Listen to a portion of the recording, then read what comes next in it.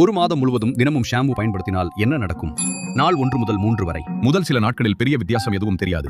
நீங்கள் தலைக்கு குளிப்பீர்கள், நுரை வரும், நல்ல வாசனை வரும், அவ்வளவுதான்.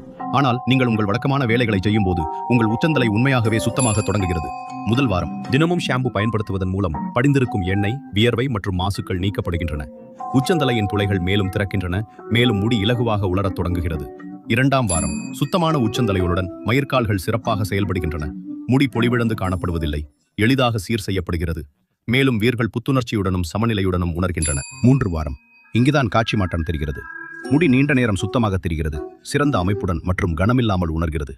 இது மாயமல்ல, விடாமுயற்சி.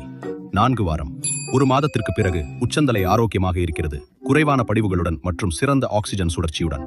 முடி வலிமையாக, சீராக மற்றும் வெளிப்படையாக பராமரிக்கப்பட்ட தோற்றத்துடன் காணப்படுகிறது. சரியான ஷாம்புவை பயன்படுத்தினால் தினமும் ஷாம்பு போடுவது நல்லதுதான். ஆண்கள் மற்றும் பெண்களுக்கு உச்சந்தலையை பராமரிப்பது சருமத்தை பராமரிப்பது போலவே முக்கியம். ஏனெனில் நல்ல முடி நுனிகளில் இருந்து தொடங்குவதில்லை, அது வேரில் இருந்து தான் தொடங்குகிறது.